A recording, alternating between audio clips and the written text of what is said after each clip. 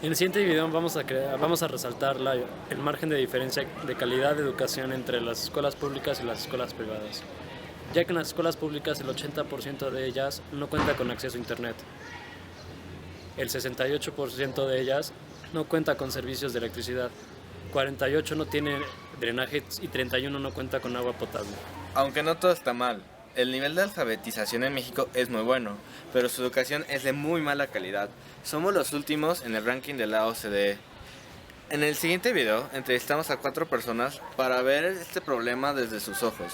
Entrevistamos a una alumna de escuela pública, a una alumna de escuela privada, a un comunicólogo y a un maestro. Por favor, disfruten estas entrevistas. Claro que sí, el TEC es una gran oportunidad para conocer nuevas personas y aprender muchas cosas en diferentes ámbitos.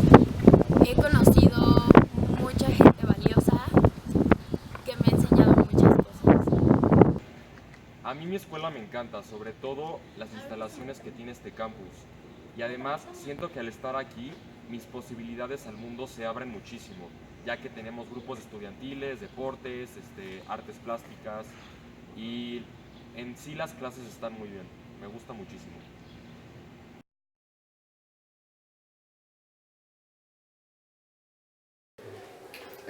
Yo tengo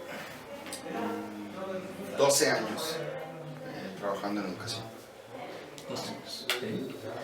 Está bien interesante porque aquí yo soy mucho más novata. Yo llevo oficialmente 3 años dando clases. Sí.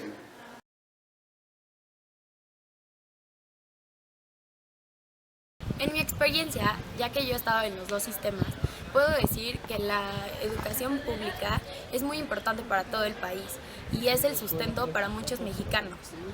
La educación privada es una oportunidad para los demás, sin embargo, no es para todos. Bueno, en mi opinión la respuesta varía mucho. Por ejemplo, en otros países como Estados Unidos es mucho mejor la educación pública, pero en México hay mucha diferencia entre los pobres y los ricos. Así que, por ende, las escuelas privadas tienen mucho mejor educación, ya que cuentan con mejores maestros y mejor programas de estudio, ya que en las públicas todo se rige por la SEP y a la SEP le falta todavía bastante.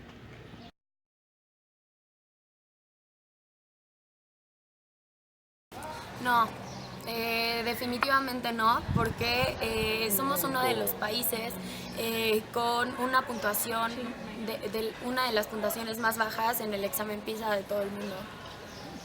¿Qué es el examen PISA? Bueno, como mencioné antes, varía mucho.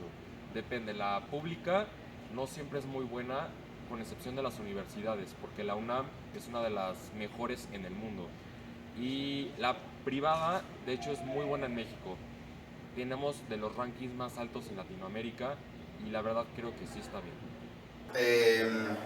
Yo creo que el mejor índice que tiene México respecto a educación es alfabetización. O sea, México tiene arriba del 95% de alfabetización. Entonces, creo que ese es un buen parámetro. Hay varias formas de evaluarlo, pero yo creo que ese sería el punto donde México está mejor. ¿Usted me dice? ¿Va a ser la misma pregunta? Muy bien. Es difícil diferir a esa respuesta, la verdad. Creo que desde los 50 se han hecho muchos programas educativos y sociales justo para alcanzar diferentes partes de nuestro país para poder otorgarle la oportunidad de educación a los mexicanos. Entonces, en efecto, creo que ha sido un resultado muy positivo. Los porcentajes, en comparación inclusive a nivel internacional, han subido para México, para los chavos que tengan acceso a la educación. Entonces, yo estoy de acuerdo que ese sería un punto positivo hacia la educación. Sin embargo, nos falta mucho. Yo creo que algo que sucedió el año pasado, que fue un escándalo, y la verdad es que a mí me parece que más allá de escándalo, algo muy triste, fue cuando salió, se evidenció que los libros de la SEP, ¿verdad? Sí. Tenían las faltas de ortografía, de gramática, y eso a mí me parece muy grave. Yo creo que es un síntoma muy grande de la falta de, pues no sé si importancia, ¿qué le llamarías? Yo creo que, o sea, el hecho de que todos o tratar de que todos tengan educación no significa que están recibiendo la mejor educación. Yo creo que la calidad de educación que están recibiendo es la falla más grande. Y la pluralidad. ¿Sí? O sea, el hecho de que haya libros para todos no significa que todos puedan leer, ¿no? O que los libros, como bien ahorita se iba con el escándalo, estén es que estén bien. Exacto. ¿No? ¿Qué estamos enseñando? Entonces, yo creo que es una parte importante. Creo que la educación tendría que ser más plural y creo que la educación tendría que ser de mayor calidad.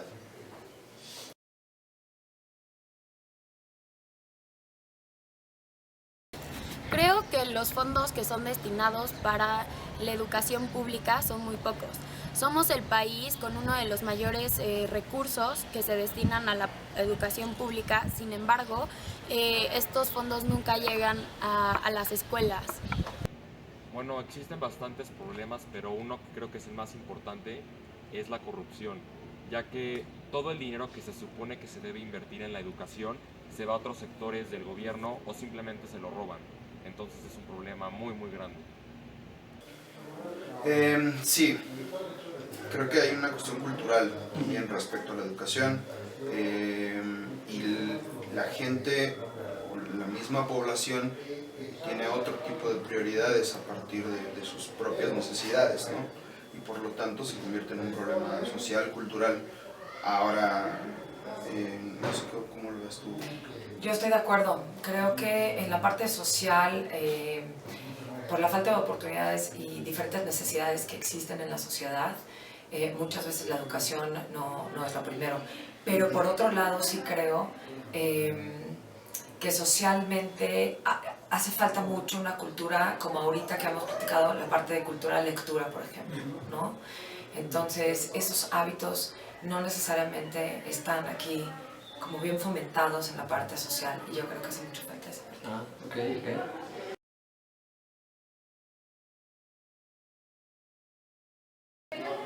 Sin duda el sistema, ¿no? Yo creo que tanto la secretaría que se encarga de la educación como los diferentes institutos y la gente. Digo, yo creo que hay muchos niveles, hay muchos factores. El hecho que como un área, como una profesión es de las profesiones peores pagadas, yo creo que como institucionalmente también cuando suceden este tipo de cosas como sucedió con los libros de la SEP, representa una falla enorme por parte del instituto y el hecho de que nosotros no estemos priorizando la calidad que estamos dando. Entonces eso, por supuesto, va a generar otras consecuencias, ¿no? Como país también tendremos que ver cuáles son las prioridades dentro de la educación y también qué es lo que estamos enseñando, ¿no? ¿Enseñamos ética? ¿De qué manera enseñamos esta ética cívica? Compromiso, enseñamos... hay como muchas cosas que hay que, yo creo que reenfocar qué es lo que estamos enseñando en las escuelas el día de hoy. Okay.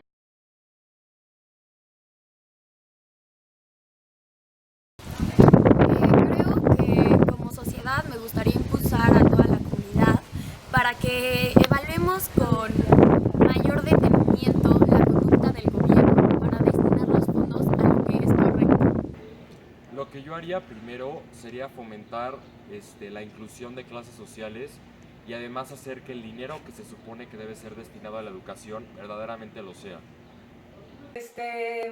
Definitivamente tiene que ser una prioridad para el país, pero o sea, la parte estructural tiene que ser una prioridad en mejorar la calidad y ponerlo como prioridad, pero es que son muchos factores, es muy complejo, es una pregunta honestamente muy simple para un problema muy complejo, porque entonces la gente tiene que poder estar comiendo, tiene que tener chamba, tiene que tener la posibilidad de mantener su vida y tener como cubrir esas necesidades básicas para entonces poder realmente abocarse a estudiar, ¿no? O sea, los niños que tú ves en la calle no están yendo a la escuela, ¿por qué? Porque los papás pues necesiten o están buscando otras maneras de generar estos ingresos, ¿no? Entonces, pues lo primero tiene que ser prioridad. Pero por otro lado, tenemos que en esa priorización mejorar la calidad, tenemos que enseñar y generar una cultura de cómo eso puede mejorar nuestro país, nuestra calidad de vida, nuestra calidad humana, etcétera, ¿no? Sí, yo coincido con Raquel y yo agregaría, se tiene que revalorizar el papel del profesor. El papel, el rol y revalorizar me refiero a que tenemos que trabajar en tener mejores profesores, mejor preparados y mejor preparados no únicamente en cuanto a su educación o su formación como profesores, sino evaluar también la calidad humana del profesor, ¿no?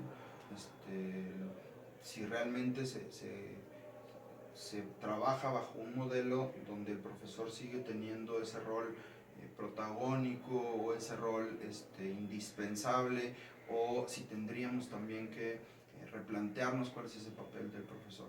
¿Qué tiene que ser el profesor? Tiene que ser un orientador, tiene que ser un acompañante, tiene que ser una persona de valores, de ética, que no, vamos, toda esta cuestión sindicalizada y demás de los profesores tiene que ver con fundamentos de valor, ¿no?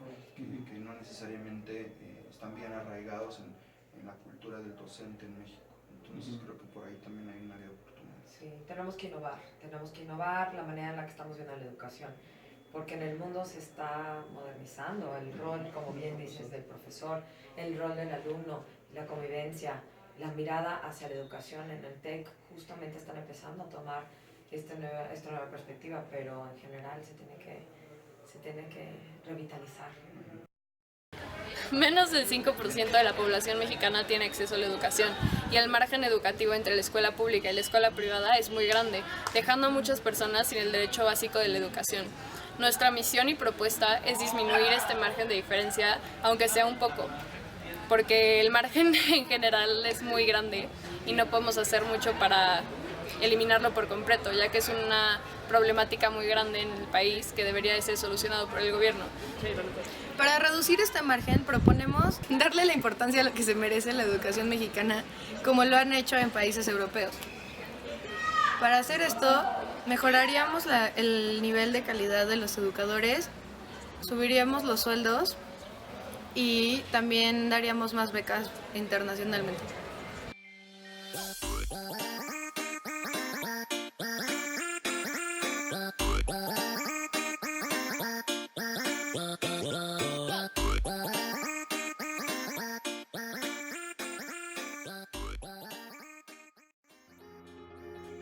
Podremos echarle la culpa al gobierno y tendremos razón. Podremos echarle la culpa a los sindicatos y tendremos razón. Pero si nos sentamos a esperar a que alguien haga algo, estaremos desperdiciando la vida de nuestros hijos. Y su destino no admite exámenes extraordinarios.